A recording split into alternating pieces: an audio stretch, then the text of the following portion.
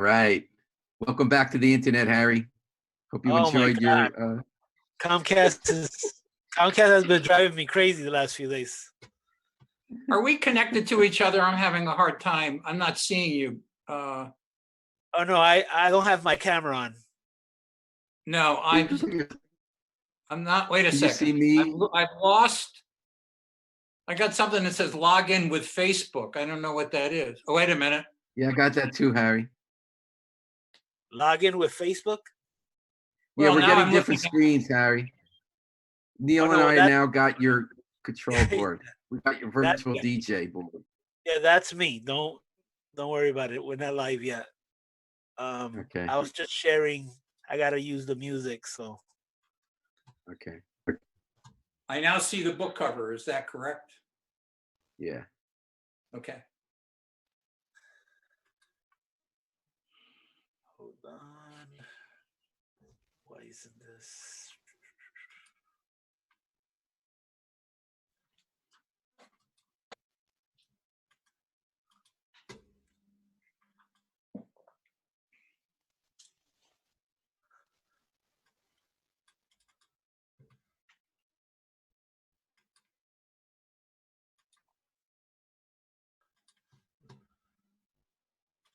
Harry, I'm not hearing the music. Yeah, I'm gonna play right now. Wait a second.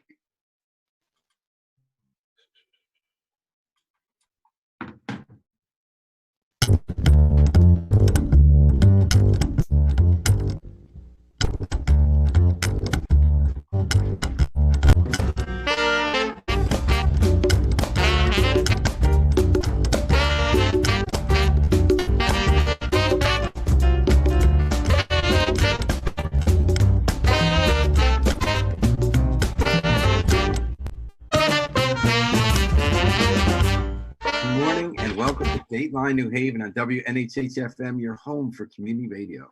I'm Paul Bass, inviting you to look behind the headlines on the stories that make New Haven tick. Today, we have the pleasure of a gentleman who's helped New Haven tick for decades and decades and has a great new book out that tells us so much about our city, past and present.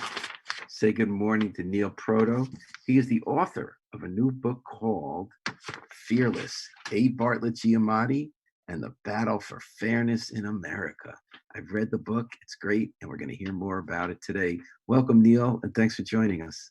Thank you, Paul, for having me. I appreciate it.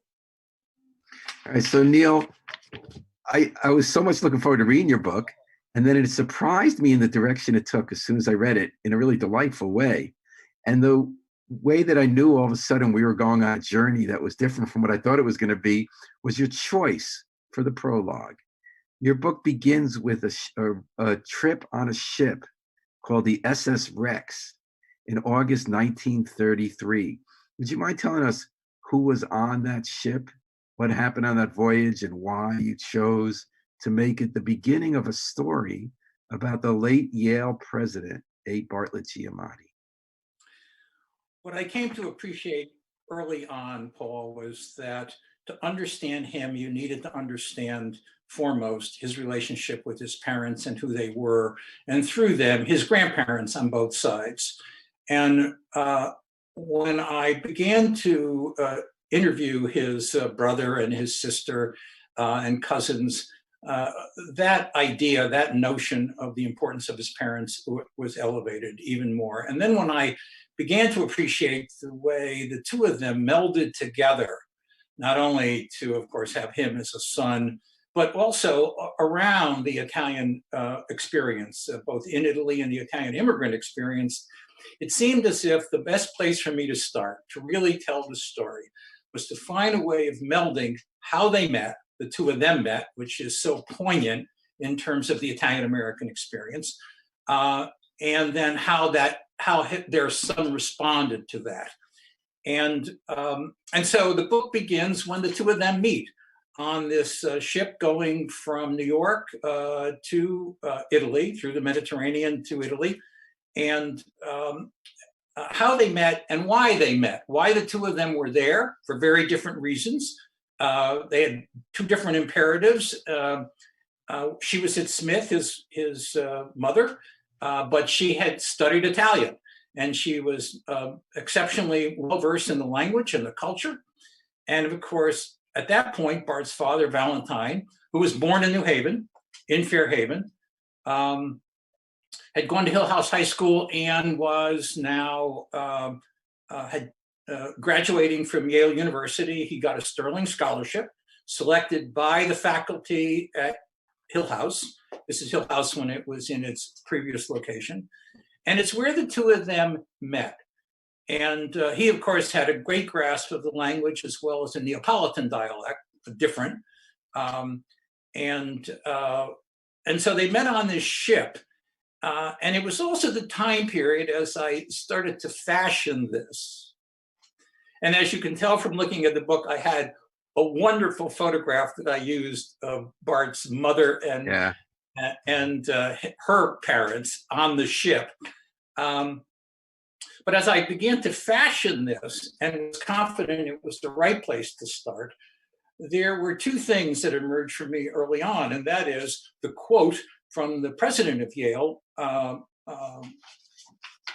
President Angel. And it's a pretty ugly quote, and if you don't mind, it's one sentence long. I'd like to read it because it really tempered and affected my interest in starting the story where I did. He writes, this is in 1933, while they're on this ship, and of course, Bart's father had now been admitted into the graduate program at Yale, and his parents lived in New Haven.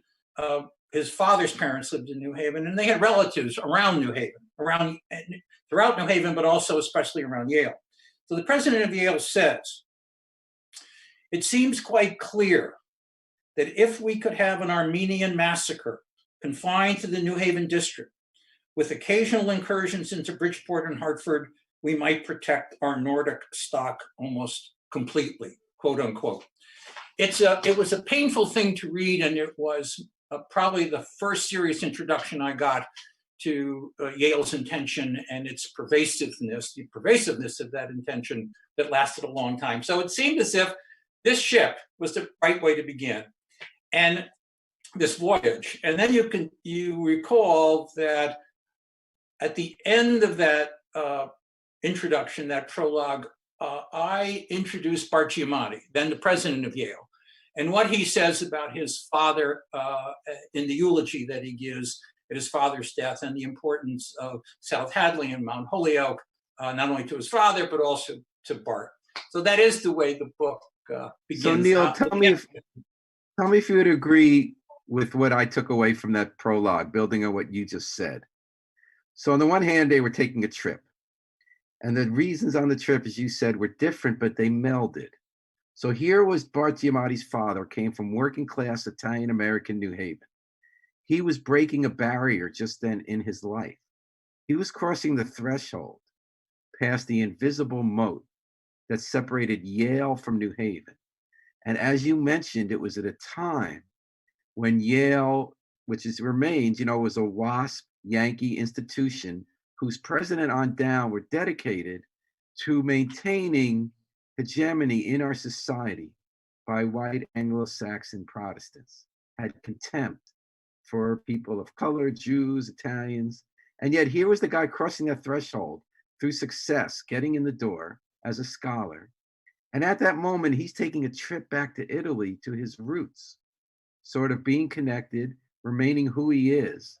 And as we'll get a little later, I hope in this conversation, to the fascinating story of where his grandparents lived, what they endured, and how that fit into the Yale story. And yet Mary Claiborne Walton, Valentine's Bell, he would meet there, who was also on a trip, she comes from New England Yankee stock as well. I believe back to the Mayflower, if I remember correctly, but she comes for a different reason. She has become fascinated with Italian culture. She goes to Smith, which according to your book, which I never knew, was a center in this country of Italian anti-fascist thought. So the very ideas that were animating Yale and President Angel about racial superiority were being fought in places like Smith. And a woman, you might even call her a class traitor or someone with a different agenda from Angels, from the same class on that trip. They meet, they fall in love, and their son becomes the man who, at 39 years old, becomes the first Italian American, I believe, non-WASP president of Yale University, the man who is the subject of your book. Is that a fair way of summarizing that? I think it is, Paul, a very thoughtful way, actually. There's a couple of things I would add to it that would add some clarity and substantiation to what you've just said. First, that Valentine Giamatti was a day student at Yale. And so he was able to live home throughout his education. And he, like a number of other New Haveners who were admitted in the same process, who probably would not have gotten into Yale in the normal scheme of things, they crafted a way of educating themselves that detached them from the Anglo-Saxon pressure and the Anglo-Saxon mentality, which really didn't have much to do with intellectual accomplishment at all. But he crafted this path as some of his predecessors from New Haven had done. And again, he was a day student, so he knew how to manage that. He never lost his identity as an Italian American, and it only enhanced over time. His wife, you are very accurate. You're very insightful about it. Her history as Anglo-Saxon, yes, her family went back to the Mayflower, but there had already been departures in her family. There had been Quakers who had entered the family and were welcomed. There had been Jews who married into the family and were welcomed. And so in that sense, they were a departure. They also were not from Boston. And that mattered a great deal because they were not part of this old Calvinist tradition, which was very ugly and rough. Rather, they were from Maine mostly and parts of a different part of Massachusetts. So she brought a very different attitude to life. And again, as you were absolutely accurate in describing, she had the influence at Smith of this anti-fascist mentality. And so some of her best educational experiences were in that mentality. And that, of course, fit into what his view was, Valentine's view was, and his own parents. And actually what was going on in New Haven as well. And in the world, because as the book continues, Valentine becomes, when he teaches in Holyoke, a person who's responsible for a lot of this dissemination organizing among Italian Americans of anti-fascist sentiment during World War II, which I found that fascinating in your book. Yes, I think that is accurate, and it contrasts with what was going on at Yale at the time, through most of its history, where they embraced fascism, where the presidents were very supportive of Germany, very supportive of fascism, very supportive of Mussolini, when the Italian Americans and Italian immigrants in New Haven and elsewhere were opposed to that. Certainly not alone. The Jewish immigrant community in New Haven were vehemently anti-fascist. So that was occurring in her life at precisely the same time it was occurring among the Italian American community, but not at Yale. We're talking about Fearless, A. Bartlett Giamatti and the Battle for Fairness in America, a new book, a great book written by New Haven's Neil Proto, here on Dateline New Haven, WNHH-FM 103.5, live streamed at newhavenindependent.org. So as people could tell from listening to this conversation, Neil, it's definitely a book about Bart Giamatti, but so much of this book is about what led up to Bart Giamatti, which you cast as a story about not just the rise of Bart Giamatti, but a battle for fairness in America. So before I read the book, I said, this could be interesting because Bart Giamatti was darn interesting. Not only was he the first non-WASP, first Italian-American president of Yale, but he was a colorful figure at Yale. Yes, indeed. And he did a lot of interesting stuff. And then he became commissioner of baseball. Before that, they had the National League and was known for disciplining Pete Rose for that was very controversial for gambling. When he was president of Yale, he was outspoken on issues like solidarity in Poland. So when I first picked up the book, I said, hey, I've had an evolving view of Bart. I knew him at college, and we really locked horns because I was an obnoxious kid reporter. And over the years, I've come to appreciate, especially after I got his FBI file, what a complex and interesting guy he was. So I thought, I'm going to learn more about those episodes I witnessed. His battle with the strike at Yale, his effort to fight for the humanities, his being the last president in the history of Yale and maybe the history of America to see a university presidency as a role for moral and intellectual leadership, as opposed to a role to raise money primarily. But instead, I got very little of that, and I didn't mind because I got this fascinating story of what produced Bart Giamatti and what that said about America in the mid to later 20th century in its fight against racism and prejudice. How long did it take you to write the book?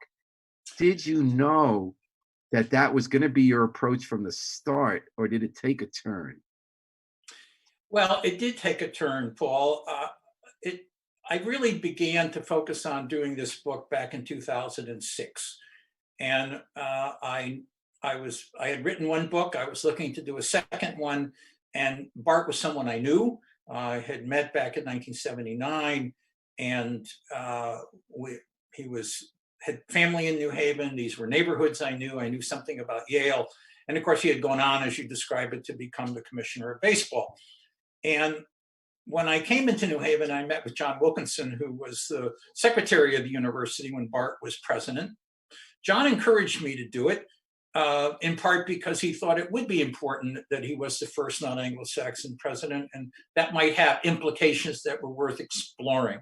Well, of course, I agreed with that. And as I got deeper into the book, yes, I found things that were that I thought I understood, but it turned out I did not. I did not anticipate that Yale was as harsh and ugly as it was in the 1930s. I mean, the whole notion of the Armenian massacre is just a single example of what was something that was far more pervasive, and pervasive in New Haven, definitely pervasive in Connecticut. Wilbur Cross, when he was dean of the graduate school, and before that, when he was professor, had been intimately involved in supporting eugenics, this condescending elitist mentality that put everyone down except white Anglo-Saxon Protestants. And when he became governor, it got even worse, where he sought really to perfect what had already existed in Connecticut, and that is institutionalizing and sterilizing people that he considered and others considered unfit. And so all of that was a painful revelation to me, because again, these were people I knew, and these were neighborhoods I knew. And I know I say this in the book, but let me make plain, my mother was born in Italy. I am the son of an immigrant. And so my sensitivity about how these people were treated was all the more elevated. I want to also say, Paul, because this is important to me, and now that you've read the book, you'll appreciate it. It was imperative to me, for all the reasons I just described, to be thorough. There are over 100 pages of endnotes in this book. Right. And many of those documents come right out of the Yale archives, although you wouldn't know it from reading Yale historians. And it was important for me to do that. I wanted to be no question about the care with which I approached this task. So after I spoke with John Wilkinson, I learned that someone else was writing a book about Bart. And so I put it off. I waited. I wrote a second book for me on Liliuokalani, the last constitutional monarch of Hawaii. I had done work for Native Hawaiians and in Hawaii. And so it was something I also had deep feelings about. And then when I went back some years later, after I read the book that had been done, which was very interesting and well done, I actually interviewed the author, Robert Moncrief, during the course of my own research. I then decided it was time for me to do a book about Bart, and that I had something in mind that was far different, more thorough, more in-depth. And so it took me, from that point on, it took about 6 years of research and writing. Was that about 2013, Neil? 2013? That's about the end of 2013 is about when I started. And where did you find the Armenian quote? When and where did you come across that quote about the Armenian massacre that the President of Yale would have liked to have seen in New Haven? Fairly early. It was in the Yale archives. One of the things I did do, Paul, is I retained 2 historians early, one in New Haven and another one in Washington, D.C. They were both women that I knew and had worked with and had great respect for, and they were very helpful. And so going through the Yale archives, which was critical, was a very deliberate task where, as you might imagine, you don't go just one place to look for President Angel as example, or A. Whitney Griswold. You have to go 4 or 5 places. You have to go to the people they wrote to. You have to go to the departments they were in. You have to go back and look at earlier parts of the history that are not necessarily within their papers. And so that's the way I found the comment, the letter. And it's an internal letter. It's a letter from the president of Yale to the dean of admissions. And this is what they were talking about. There are a few places I try to put them in the endnotes rather than in the text. But the use of pejorative terms to describe African Americans and Italians and Jews is it's not just that it's harsh and ugly, Paul, it's that it was bold and upfront. It wasn't hidden. It wasn't intended to be subtle. And the way they talked about the Jews in New Haven, there was a special category for local Jews. And it was the way that it was a disparaging terminology. They did the same thing with Italian Americans and African Americans. I tried to relegate those to endnotes, but I kept them in.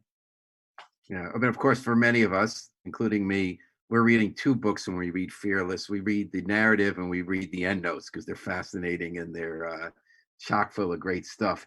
So you also talked to family members. You got a lot of access to the family, wonderful photos, wonderful stories. You really got to know them. I'd like to bring you Neil. We're talking to Neil Proto, who's the author of Fearless, A. Bart Giamatti and the Battle for Fairness in America. New book.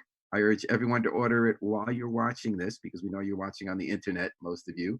Neil, one story I knew nothing about, although I'd heard about the way it got carried over to Texas, was the story of Southern Italians, including Bart Giamatti's ancestors, who came from San Lorenzo, and their story about being discriminated against, massacred, and how that carried over to America, where there were lynchings of Southern Americans, how darker skinned Italian Americans are treated the way that African Americans are treated, and that this actually fit into the story.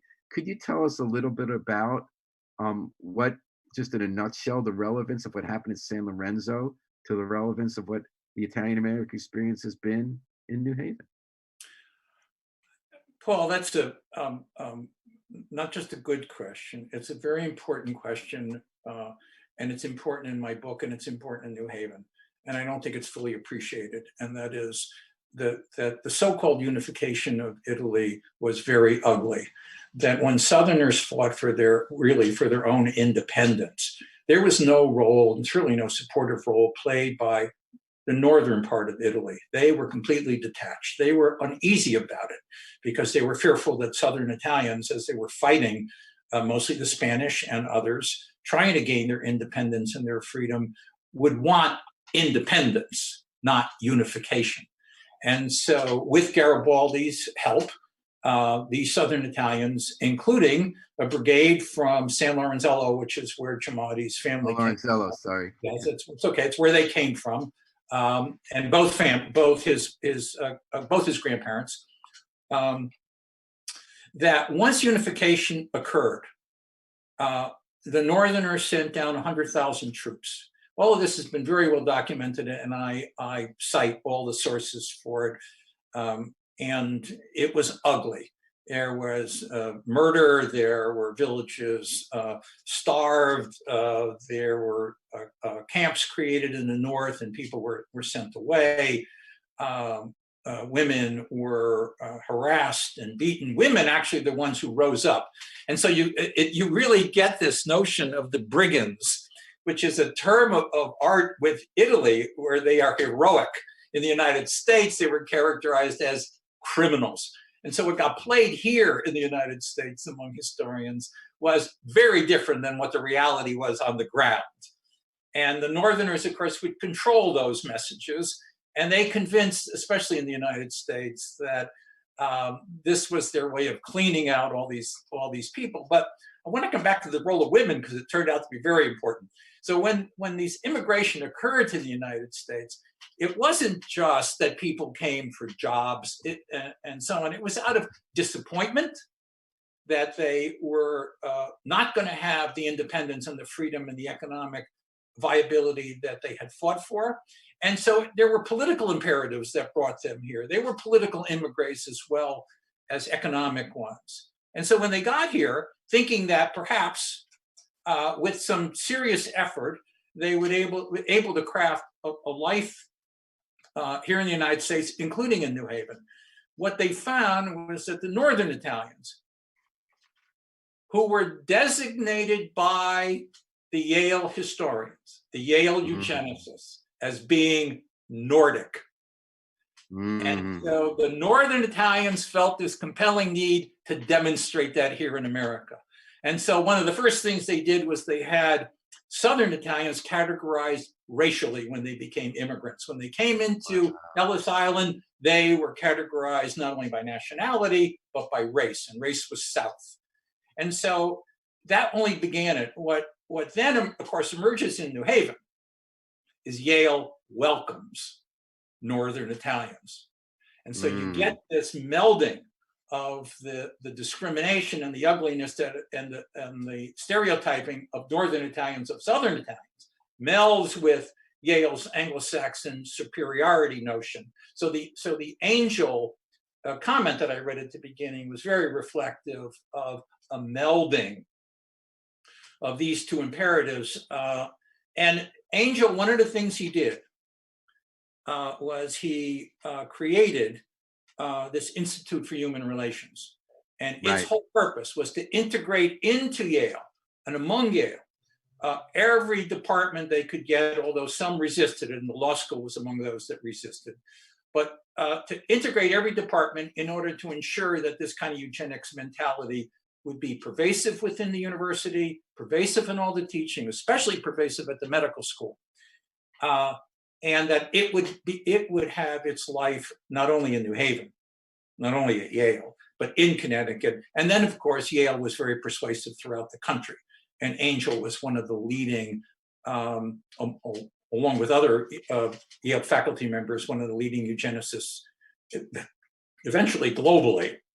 But supported by Governor William Cross of Yale. Yeah. Yes. I want to come back to women for a moment, because what the women brought with them, they not only were fighters, I mean, literally fighters. They took up guns in Italy, southern Italy. But when they came to the United States, they were often the leaders of the labor movements. And you see that in New Haven, where they melded with others who were Jewish or African American. These women were very bold about wanting to be treated fairly. And Giamatti was very familiar with that because it included relatives of his. And when you told the story about Northern Southern Italians, it made me think, it's not all the exact same thing, but the way German Jews, so the first wave of immigration in New Haven in America in the 1800s, were sort of considered like the Northern Italians. And when people like my father's father came over, the wave of Eastern European Jews in the late 1800s, early 1900s, the discrimination was not just from society at large and from Yale's written out plans found in Dan Oren's book about the Jews at Yale, but even in the community itself, like Colonel Isaac Ullman, the leading Jewish figure in New Haven, was German Jewish, a real looking down on Eastern European Jews as racially inferior and culturally inferior. There are a lot of connections there in that book.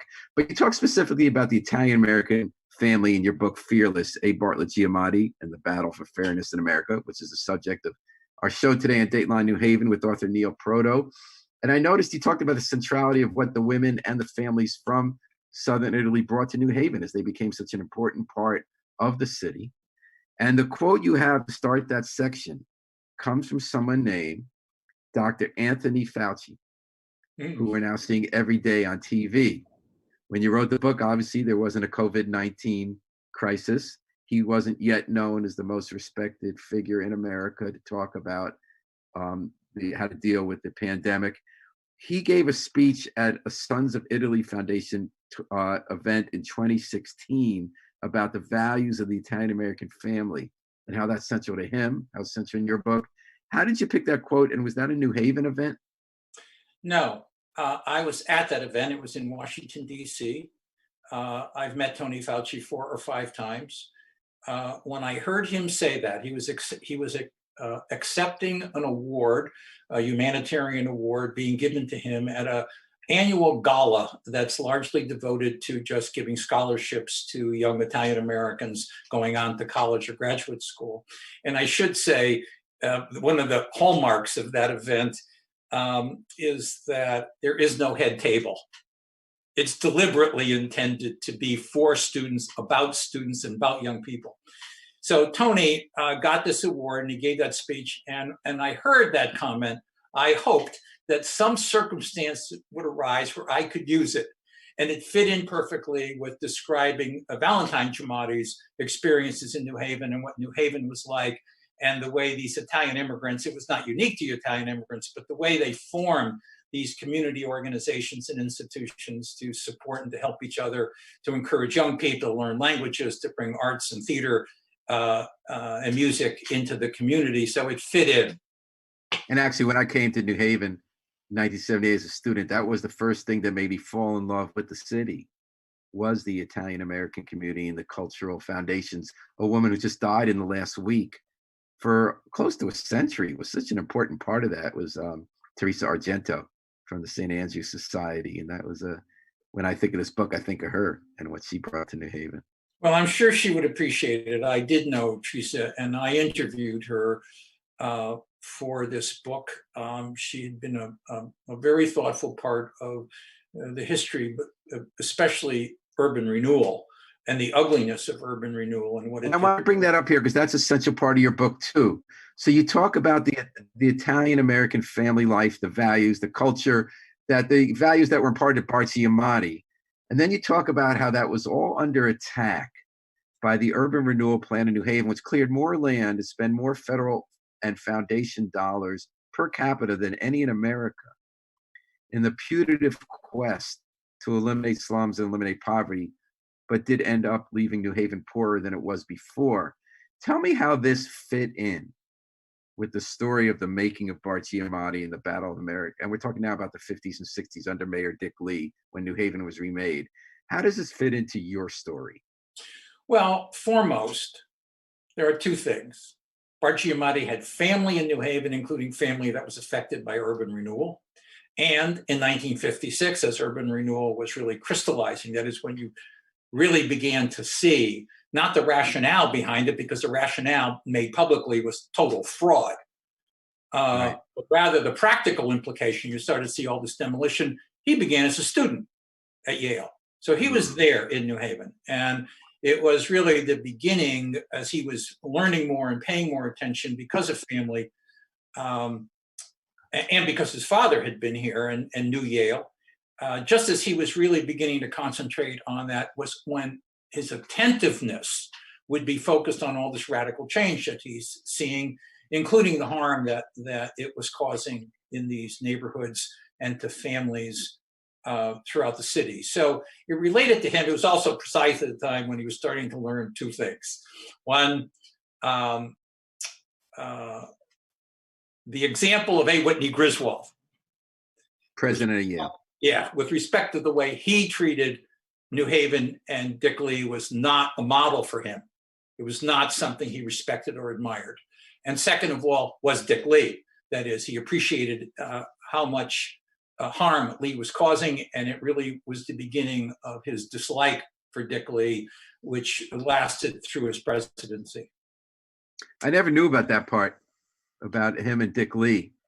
Did they not get along? Do you know? I guess because Dick Lee was seen as sort of Dick Lee got a lot of, he came out of New Hallville, but from the beginning of his career, he was sort of the spokesman for Yale while he was in local politics and had this close relationship to Griswold.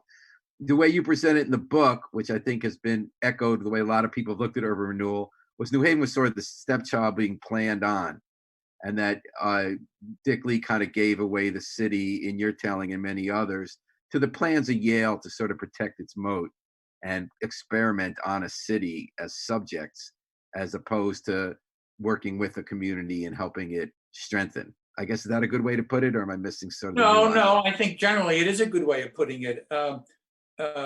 Lee worked at Yale. He was head of the community relations department, and so he had and he not only had a close relationship with him, he had, and this doesn't just come from me, but it's very clear from looking closely at his history, he had his own insecurity about education. He'd gone to high school and nothing beyond that. And he always issued, I remember meeting him for the first time, seeing him at rallies when I was a kid. He always had a bow tie on, he had his tweeds. He wanted to be a Yalie. And he wasn't, but he found all his ways of identifying. And when he won his election for the first time in 1953, and excuse me for wanting to read another one sentence, he writes a letter, he gets congratulated by Griswold. He writes a letter back to Griswold and he says, quote, "My heart is always in the right place as far as Yale is concerned, and you know it. And I'm sure you know of my loyalty to you," unquote. That was Dick Lee in Yale. And when urban renewal really began and the real impetus came out of Yale, he reached an agreement with Griswold, at Griswold's insistence, that no meetings would occur, no plans would occur relative to urban renewal that Yale was not first formally informed of and had an ability to participate in any decisions. And he got that. He and Ed Logue gave that to Yale. And so you see Yale architects and Yale real estate agents, not only at those meetings, but doing plans. They are actually planning for New Haven. And they are planning in Dixwell, as well as in what we used to think of as the Hill, Legion Avenue, and Oak Street. And Yale, so Yale was very conscious right from the beginning. And Paul, I mean, this is one of the things about research. So here it was, right smack in the Yale archives. They knew that the Oak Street connector, which was of unimportance to them, except for this reason and the demolition of all these buildings, that destruction and urban renewal, quote, was in line with long-term interests of the university.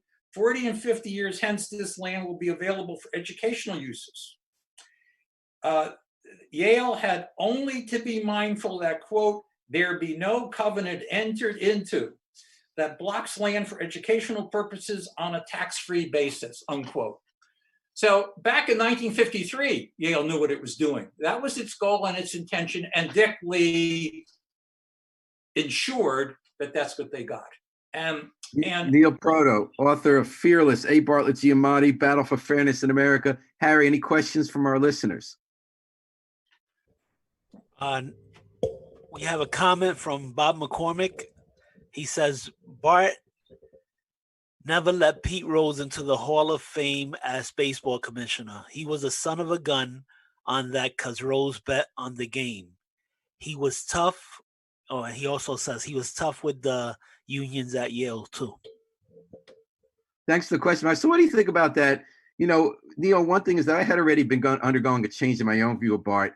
When I came to Yale, I was kind of blown away by the WASP culture. I had never really thought of going to Yale, and my father is one of the Jews you described whose family was looked down on by Yale. He was in New York, but they saw Yale as sort of the pinnacle of American success. He asked me to apply, and when I got in, I felt very alienated. And I thought Bart was the symbol of the WASP part of Yale, kind of stuffy, trying to, just sort of love all the Yale traditions. And I came to realize over the years how that really was not true, how idealistic he was, and then in reading your book, sort of the forces that were arrayed against him, that he was breaking a barrier. What do you think about what Bob's saying about the way he's viewed in terms of his relationship with labor? Because that was one of the reasons I formed it. He seemed to be, doing the work of the Yale Corporation against the Yale unions during the very bitter fight with what is now Unite Here to form Local 34, the pink collar union at Yale, and then they had their first strike, and it was very bitter. It was very personal. They were very harsh to Bart personally. Bart went on the Phil Donahue show with the union and did fabulously in talking about his Italian American roots. I remember that kind of did a 180 on the on how people viewed it. What's your take on that? Because that's not what the book's about, but I'm curious about your answer to Bob. Well, he also mentioned Pete Rose in that question. Yeah. which I'm also happy to talk about. I couldn't understand what the point was on Pete Rose. Well, that Bart was very committed to rules, meant fairness. That the only way everyone could get to play properly was if you had rules, because they ensured fairness. And that's what the Pete Rose thing was about for Giamatti. But let me come back to your question, because I think it's an important one. First, you're right, I do not talk about it, because what I did not have available to me, it was Bart's papers as president of the university. And I knew I could not do a thorough and accurate assessment of his time as president in the full way that I wanted to. I do talk about some of it, as you know. Also not the point of your book. The point of your book is the making of Bart Giamatti and the battle for fairness in America. That is right. And so I didn't have access to his papers. I didn't have access there, and I don't know that there are labor papers. So it's one thing to deal in the rhetoric of what was occurring. It's a completely different thing to look closely at what people were actually doing and saying. But what I do in the book, which I think is important context for answering your question, is I go through the long history of labor relations at Yale. So by the time Giamatti becomes president, he's handed a framework. And it's a pretty rough, ugly framework that Whitney Griswold created, that Kingman Brewster elevated in its harshness. And there were 4 strikes under Brewster. So that by the time Bart gets to become president, in addition to that framework, he also has no money, or much less money. That Brewster left the place in fiscal shambles, and the corporation said, you got to deal with money. So he had those admonitions that he had to deal with. The first time he dealt with labor worked out perfectly fine. That is, the first set of negotiations that Yale had with labor while he was president, labor was perfectly happy. They praised him. And if you look at some of the endnotes, I quote from some of that. It wasn't until the second time around that he ran into this confrontation. And I will tell you, Paul, without getting into the details, I did interview some people about that labor strike and that whole era. And I got things from people. It wasn't sufficient enough for me to say, you know what, I think I'm going to write about this. I wasn't going to become the journalist. I wanted to stay as the historian. But I had got things from people that suggested there were meetings that were held privately with Bart and with labor people that nobody knew about. That the whole effort, the voting effort, Bart really worked very hard to not put pressure on white-collar employees to vote against the union.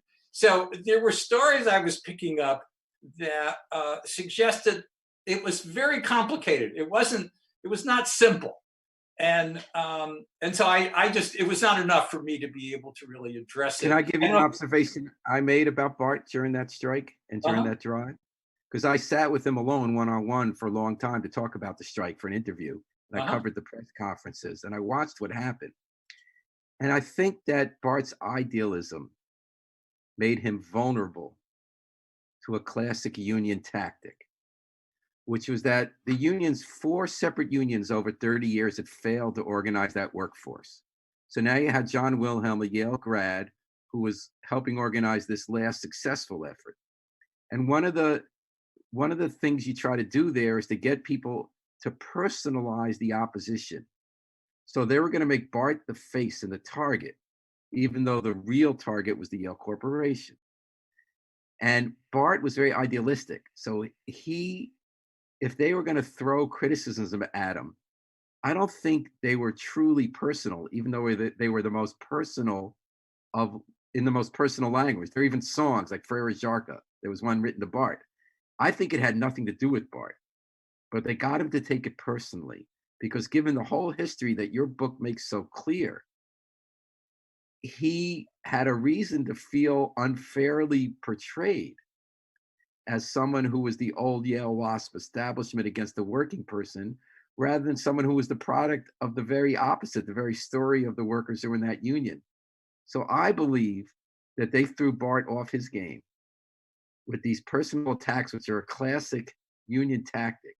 And Bart was so passionate, so personal, and so idealistic that he reacted in a very personal way back, which helped them.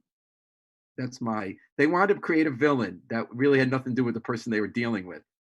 And the person walked into the role by letting them get him to lose his cool. I don't know if you saw it that way. Were you here then? Yes, I was, Paul, and I did see some of that, and your assessment could be accurate. I think you make an astute observation as a journalist. As a historian, I want more. I want there to be more before I were able to really make the kind of judgments you were I talking want to know about those private meetings because I'm sure they did take place because they They always did take place. Oh no, I confirm that they did take place, and And that's the historian, and you are a terrific historian, Neil Proto. And we only have a moment or two left.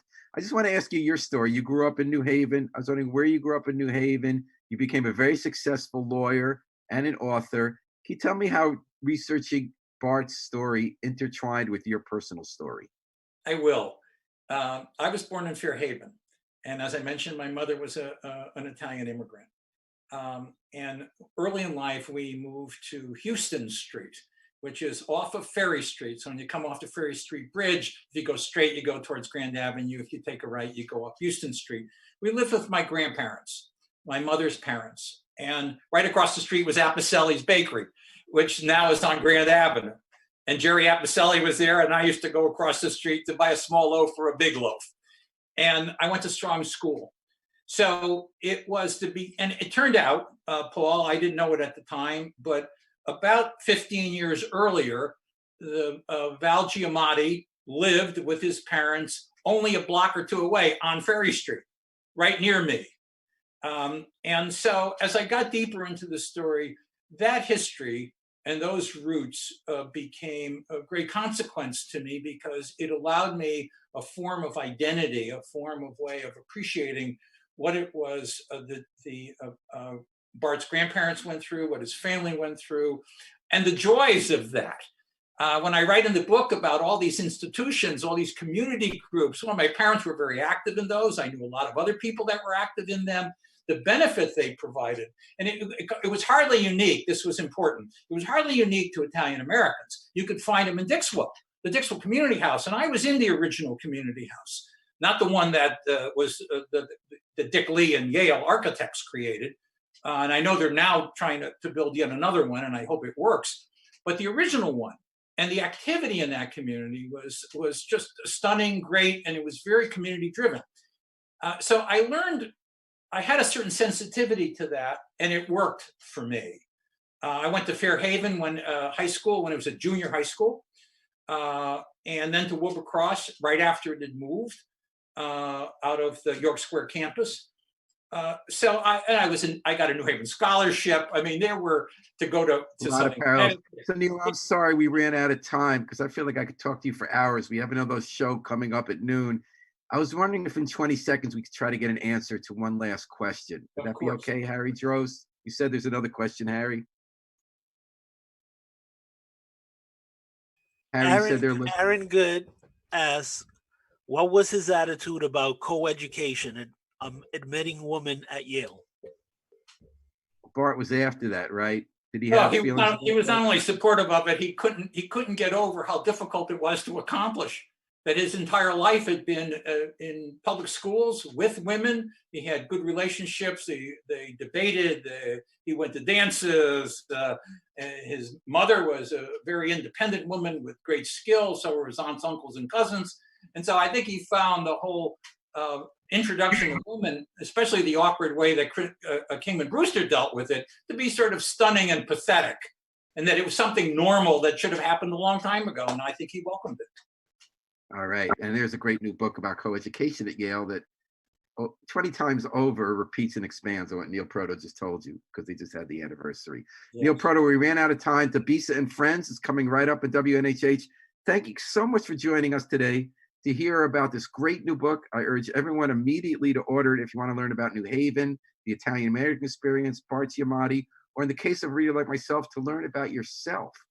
In my case, learning about how the vestiges of privilege, you can never get rid of them as much as you think you do, and how prejudice keeps coming back at you. So the book is called Fearless, A. Bartlett Giamatti in the Battle for Fairness in America. The author is Neil Proto. Neil, thank you so much for joining us today. Good luck with this and your next books. Paul, thank you very much. I appreciate you having me, and do take care of yourself, and my regards to your family and friends and everybody else in New Haven.